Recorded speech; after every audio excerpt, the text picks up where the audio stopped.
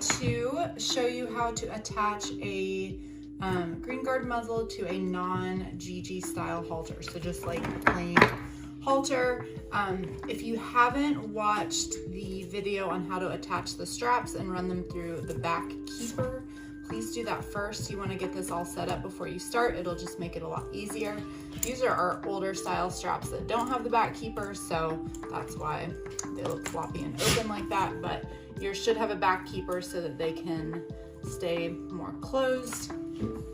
So I find this a little easier to do if the halter is actually hanging up on something, but I'm just gonna show you right here on this table. I usually like to start with the side ones. You're just gonna send the buckle, the tail of the buckle. Notice I have the buckle on the outside and the tail going in. That keeps the buckle from flipping around and rubbing your horse. And to start with, I usually put them on hole 4 or 5.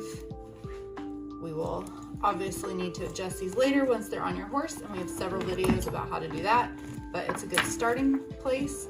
So I'm gonna do the 2 side ones, and you want to check that your muzzle orientation is correct because they are made to be a little narrower side to side and then kind of wider front to back. So the front is gonna say GreenGuard, and it has 3 slots, whereas the side has 5.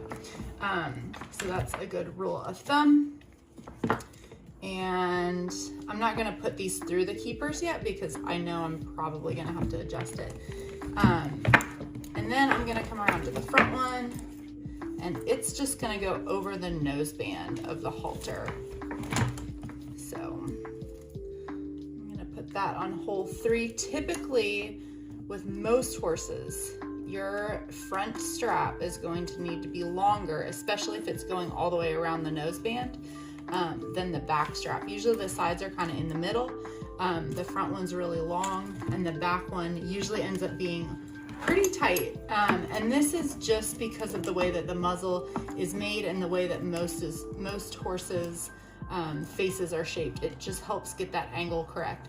And so here I'm going around the chin strap, and I'll hold it up so you can see a little bit better. But I'm going around the chin strap and not the ring. And so you'll see how long that tail is. I made it pretty short. And hold that up for you so you can kind of see that a little bit. So you can see this strap is a lot longer. These are kind of in the middle, and this one's really short, and I went around the leather instead of this ring. The reason you don't want to go around this ring is because a lot of times what happens is it tends to slide back and forth a lot, and it can cause rubs, and it also helps get the angle correct, because most horses need their muzzle tipped down a little bit, just with the way that halters fit their faces typically. So that's kind of what you do. I really, if you don't have the back keepers, I like putting a little loop of tape around here to keep these side guys shut. And then the other thing that I really prefer to do if you're using one of just a plain halter is I don't like how this slides back and forth.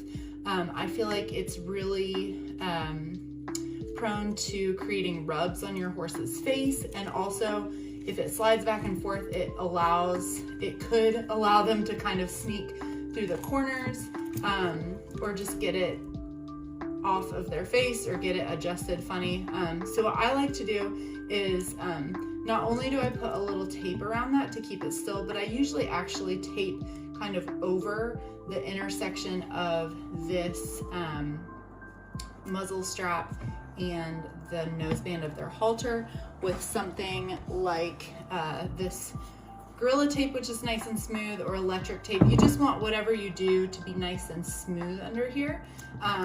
And that's something that I really like to do because I like to prevent rubs. They're a lot easier to prevent than they are to fix after the fact, especially if they still have to wear a halter and or a muzzle. So anyway, I hope this was helpful. We have lots of other tips and tricks on how to adjust it once you get it to your horse.